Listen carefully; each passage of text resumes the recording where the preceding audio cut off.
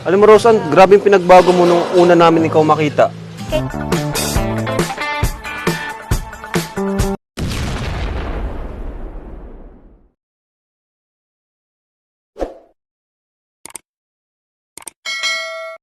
Ano niya, tulog pa ba kayo? Di na ata kayo natutulog ah. Ang bilis. Mga kalingap, ang bilis po ng pagkagawa, no? Ayun mga kalingap, update po sa bahay ni Rose Ann. Sobrang ganda. Ayan po, oh. Grabe. Kumusta Super JR? Okay lang po, sir. Ha? Okay lang naman po. Ang bilis ah. Okay po. At ang ganda pa. Po. At least matapos na, no? Malapit na. Malapit na po. Kagaya po korab ni Rosan, parang napas ko nila, parang ano ba po, sobrang ano ba, excited na po sila Excited? Opo. Na makalipat po sa bahay po nilang ginagawa po namin. Ayos. Grabe.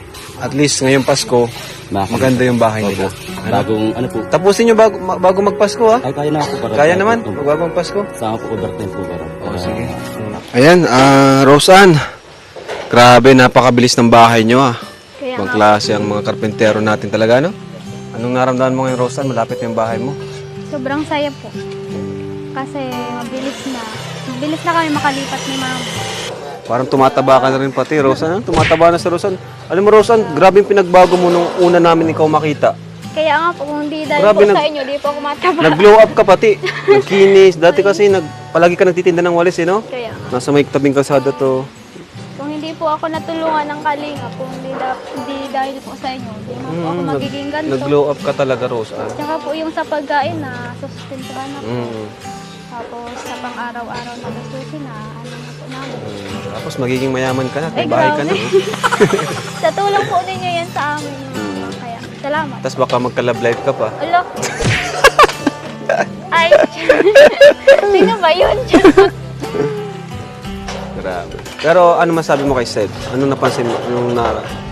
Kung may di-describe mo si Sed, anong klase siyang lalaki? Siyempre po, number one na din yung pogi.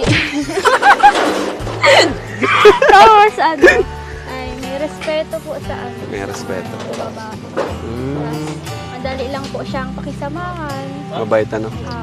But, grabe ko makatingin Kinikilig. Tapos, ngayon po, dati po baga introvert, tapos ngayon, nagiging madaldal na rin po siya. Nakatulong ka sa kanya. Opo, siguro, di ba? Parang hindi. Ikaw, Sed, nakatulong ba si Rose Ann ba sa'yo sa pagiging mahihain mo? Tahimik. Siyempre kuya, malaki din yung tulong niya sa Nakatulong. Saka makwela siyang kasama.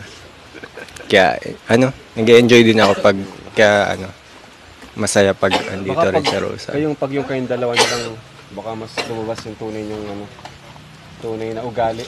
Hindi ko po alam dyan. Ba't di ba kayo nagkakasama ng kayong dalawa? Maulan. Uy! Grabe naman! Maulan. Grabe talaga. Namumula na naman kami sa Rose Ann. I don't